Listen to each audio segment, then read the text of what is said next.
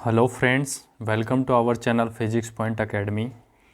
Previous class में भी हमने न्यूक्लियर एंड पार्टिकल फिजिक्स से रिलेटेड कुछ एमसीक्यूज़ डिस्कस किए थे। उनमें से कुछ शेष रह गए थे जिनको हम आज डिस्कस करने जा रहे हैं। आज की जो हमारी क्लास होगी उसमें हम सेमी इम्पेरिकल मास फॉर्मूला या अर्धमूलानुपाती द्रव्यमान सूत्र से जो बाइंडिंग एनर्जी आपको दी होती है और उसके लिए आपको मैक्सिमम बाइंडिंग एनर्जी निकालनी होती है। तो मैक्सिमम या मिनिमम बाइंडिंग एनर्जी कैसे कैलकुलेट करते हैं, इसके लिए आपको हम मैथमेटिक्स में लेके चलेंगे। वहाँ पे आपने मैक्सिमा और मिनिमा पढ़ा होगा, उसी का कॉन्सेप्ट हम यहाँ पे काम में लेंगे। तो वहाँ पे क्या होता है, जैसे मान लेते हैं y बराबर fx एक फलन होता है। अब इसका आपको अधिकतम या न्यूनतम मान आपको निकालना है, अधिकतम या न्यूनतम मान आपको निकालना होता है। तो अधिकतम मान के लिए आप क्या करते हो, dy/dx इक्वल्स टू 0 करते हो और यहाँ से आप x की वैल्यू निकालते हो, मतलब जिसके रेस्पेक्ट में डिफ्रेंशिएट करते हो उसी की वैल्यू आप यहाँ पे निकालते हो। और यहाँ पे ये जो वैल्यू मैक्सिमम होगी या मिनिमम होगी वो इस बात पे निर्भर करता है कि इसका जो डबल डेरिवेटिव है d2y/dx² अगर नेगेटिव हो तो ये जो वैल्यू है वो क्या होगी, अधिकतम होगी। और यदि ये जो डबल डेरिवेटिव है ये पॉजिटिव हो तो ये जो वैल्यू होगी वो मिनिमम होगी। तो ये मैक्सिमा मिनिमा की कंडीशन थी जिसको हमने यहाँ पे डिस्कस किया। अब देखो, इसी कॉन्सेप्ट के बेस पे हम क्वांटम मैकेनिक्स में जैसे ग्राउंड स्टेट एनर्जी, जो हाइजेनबर्ग के एप्लीकेशंस है, ground state energy of A hydrogen atom या सिंपल हार्मोनिक ऑसिलेटर, वहाँ पे भी मैक्सिमा मिनिमा के कॉन्सेप्ट को यूज़ करके ही ग्राउंड स्टेट एनर्जी निकाली जाती है। अब यहाँ पे आज जो हम है मैक्सिमम बाइंडिंग एनर्जी निकालेंगे, उसी मैक्सिमम मिनिमा की कंडीशन लगा के। अब देखो ये बोला है कि the binding energy B of a nucleus is approximated by the formula, कि कोई न्यूक्लियस है उसकी जो बाइंडिंग एनर्जी है वो इस फॉर्मूले के द्वारा दी जा रही है। वो फॉर्मूला क्या है, ये जो फॉर्मूला है ये इसके द्वारा दी जा रही है। यहाँ पे Z जो है वो एटॉमिक नंबर है और A जो है वो mass number of the nucleus, मतलब न्यूक्लियस का मास नंबर है। यहाँ पे एक जो वैल्यू और दे रखी है A4/A3 की जो वैल्यू है वो लगभग 30 के इक्वल है, लगभग 30 के इक्वल है। आपको क्या करना है, the atomic number Z of naturally stable isobar, मतलब सबसे ज़्यादा जो स्टेबल जो आइसोबार है उसकी आपको एटॉमिक नंबर उसका आपको कैलकुलेट करना है। तो हमने आपको पहले भी बताया था कि जिसकी बाइंडिंग एनर्जी सबसे ज़्यादा होगी वो जो न्यूक्लियाई है वो क्या होगा, सबसे ज़्यादा स्टेबल होगा। ये हमने आपको प्रीवियस क्लास में बताया था। तो देखो ये जो बाइंडिंग एनर्जी है ये आपको दे रखी है इसमें, और आपको क्या करना है, मैक्सिमम बाइंडिंग एनर्जी के लिए आपको कंडीशन अप्लाई करनी है। देखो ये जो ऊपर जो इक्वेशन थी ना, A1A माइनस A2A की पावर 2/3, इसी को हमने देखो बाइंडिंग एनर्जी की फॉर्म में लिखे A1A A2A की पावर 2/3 और A3Z² A की पावर -1/3। देखो A3Z² A की पावर -3/, मतलब जो बाइंडिंग एनर्जी है वो ये है आपकी। अब देखो इसमें कह रहा है कि अधिकतम स्थायी नाभिक वह होता है जिसकी बंधन ऊर्जा जो होती है ना मैक्सिमम होती है, मतलब जिसकी बाइंडिंग एनर्जी पर न्यूक्लियन या बाइंडिंग एनर्जी मैक्सिमम होगी, वो जो न्यूक्लियाई होगा वो क्या होगा, सबसे ज़्यादा स्टेबल होगा। तो सबसे ज़्यादा स्टेबल न्यूक्लियाई के लिए देखो बाइंडिंग एनर्जी जो है वो क्या होनी चाहिए, मैक्सिमम होनी चाहिए। इसके लिए आप क्या करोगे, मैक्सिमा जो मिनिमा की जो कंडीशन है उसको अप्लाई करेंगे। वहाँ पे देखो dy/dx आपको कुछ याद आ रहा हो, अभी हमने डिस्कस किया था, वहाँ से हम x की वैल्यू निकालेंगे। यहाँ पे देखो स्टेबल आइसोबार की वो परमाणु क्रमांक जेड को आप निकालना है, तो जेड के रेस्पेक्ट में आप डिफ्रेंशिएट करोगे यहाँ पे, तो d E B by d Z, मतलब ये ई बी की जो वैल्यू दे रखी है वो यहाँ पे उसको आपको जेड के रेस्पेक्ट में डिफ्रेंशिएट करना है। तो देखो जेड के रेस्पेक्ट में डिफ्रेंशिएट करेंगे तो ध्यान से देखो, यहाँ पे भी इसमें भी जेड की कोई टर्म नहीं है, इसमें भी जेड की कोई टर्म नहीं है, तो इनको अगर हम जेड के रेस्पेक्ट में डिफ्रेंशिएट करते हैं तो इनकी वैल्यू आपको 0 मिलेगी। यहाँ से देखो शेष टर्म ऐसे कैसे रह जाएगी, a3 (-1/3), ये ऐसे कैसे रह जाएगी, और जेड स्क्वायर का हो जाएगा 2z। तो देखो एक बार 3 टर्म हो गई, पहली जो देखो ये कंडीशन हो गई मैक्सिमम बाइंडिंग एनर्जी के लिए, देखो d E B by d Z equals to 0 maximum minima की कंडीशन लगा के, तो 2 टर्म पहले 0 हो जाएंगी क्योंकि उसमें जेड की कोई टर्म नहीं है। अब देखो तीसरे में देखो a3 (-1/3), तो ये a⁻1/3 तो ये नीचे चला जाएगा, तो देखो ये टर्म तो ऐसे हो जाएगी, ऐसे आ गई, और जेड स्क्वायर का 2z होता ही है। और बाद में देखो इसमें भी क्या होगा, देखो a4/a, ये तो एक साथ लिख लेंगे हम, a4/a, ये तो हमने यहाँ पे लिख लिया। अब बाकी देखो जब हम z के रेस्पेक्ट में इसका डिफ्रेंशिएट करेंगे, देखो आपने जैसे एक्स स्क्वायर का डिफ्रेंशिएट किया होगा d/dx, तो करते हैं सबसे पहले पावर आगे आती है, फिर एक्स स्क्वायर का करते हैं, 2x स्क्वायर का करते हैं तो 2x होता है, फिर जिसको x माना है उसका करते हैं तो क्या होता है 1, तो एक्स स्क्वायर का 2x ही आता है। ठीक वैसे ही देखो यहाँ पे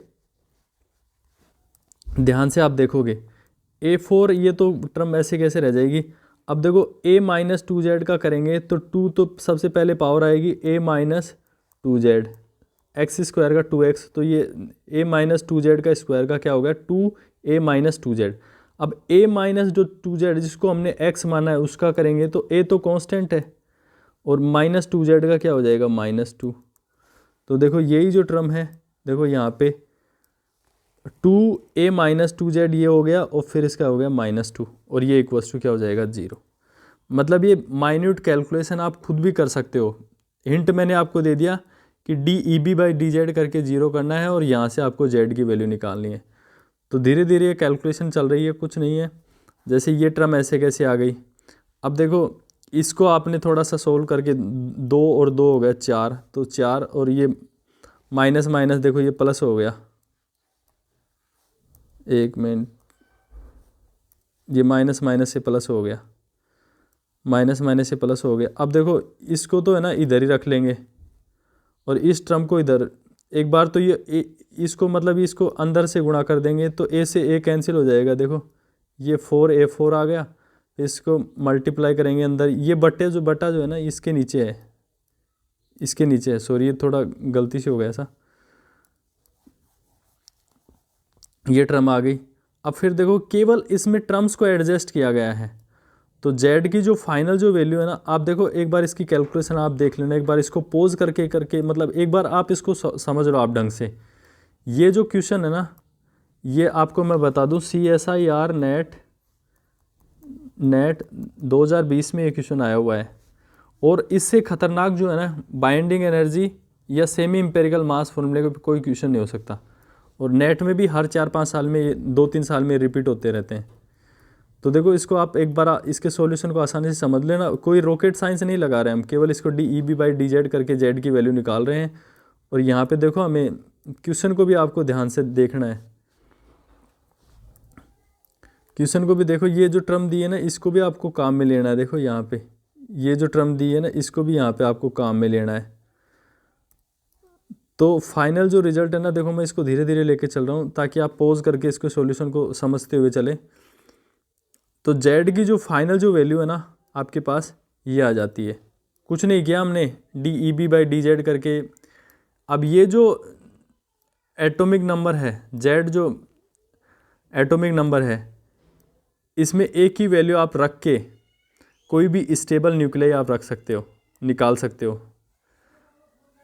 तो सिमिलरली देखो इसी टाइप की एक और प्रॉब्लम है, ये है,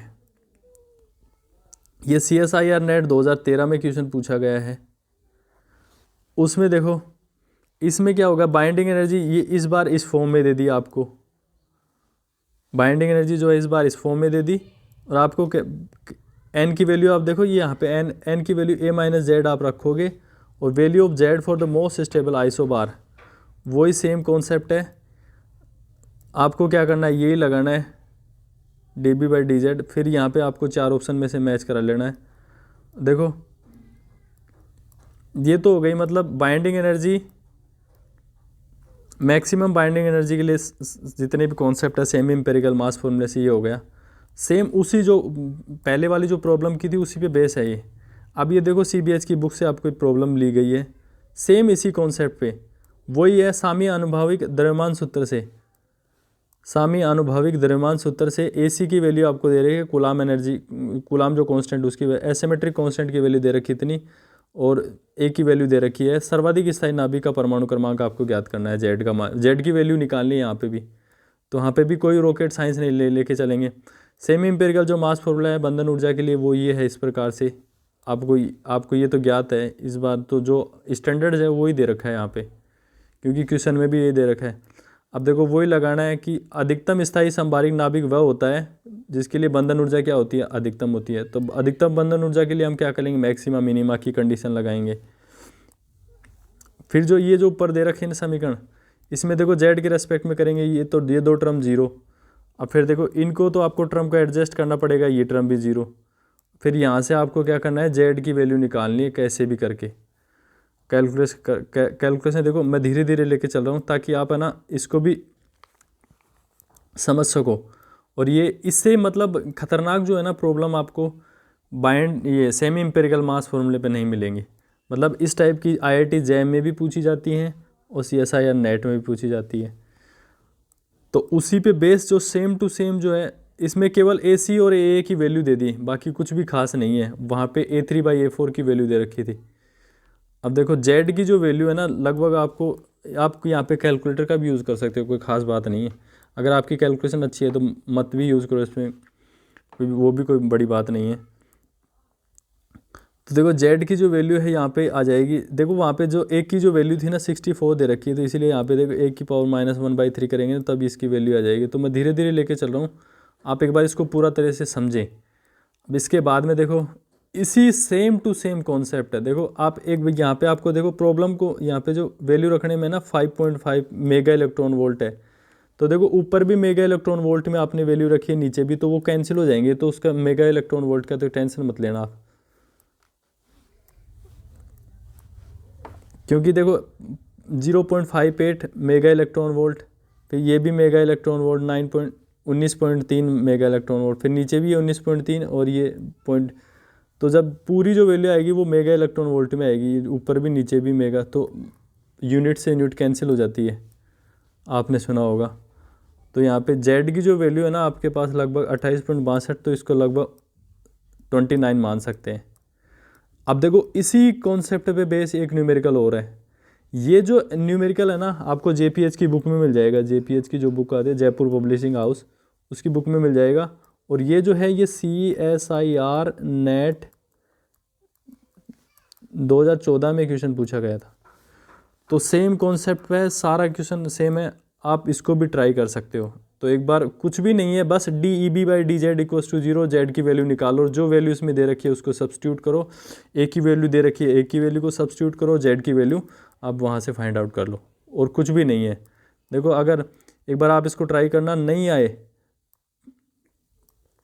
तो हम उसको डिस्कस करेंगे। अब देखो नेक्स्ट जो क्वेश्चन है वो JES 2015 में आया हुआ है। इस टाइप से एक क्वेश्चन पहले भी कराया जा चुका है आपको। The stable nucleus that has 1/3 radius of OS 189, मतलब वो स्टेबल न्यूक्लियस की रेडियस निकालनी है जिसकी OS जो है उसकी रेडियस की 1/3 है। तो इसके लिए इसकी वैल्यू क्या होगी, R0 A की पावर 1/3 और 1/3 R0, और इसकी A की वैल्यू आपको देखे 189। तो यहाँ पे A की जो वैल्यू है ना आपको इस कैलकुलेशन करोगे तो 7 आ जाएगी। तो इसके लिए जो मोस्ट सूटेबल है वो Li हो जाएगा। तो आज की क्लास में इतना ही। और जितने भी जो पॉसिबल जो MCQ थे हमने यहाँ पे डिस्कस कर लिए हैं, और यहाँ पे अभी फ़िलहाल कोई क्वेश्चन नहीं बचा है। और यदि अभी तक आपने हमारे चैनल को सब्सक्राइब नहीं किया है तो प्लीज़ सब्सक्राइब करें और अपने फ्रेंड्स को भी बताएं, जिससे हमें भी मोटिवेशन मिले और उनको भी डायरेक्टली बेनिफिट मिल सकें। तो आज की क्लास में इतना ही, मिलते हैं नेक्स्ट क्लास में, तब तक के लिए नमस्कार, जय हिंद।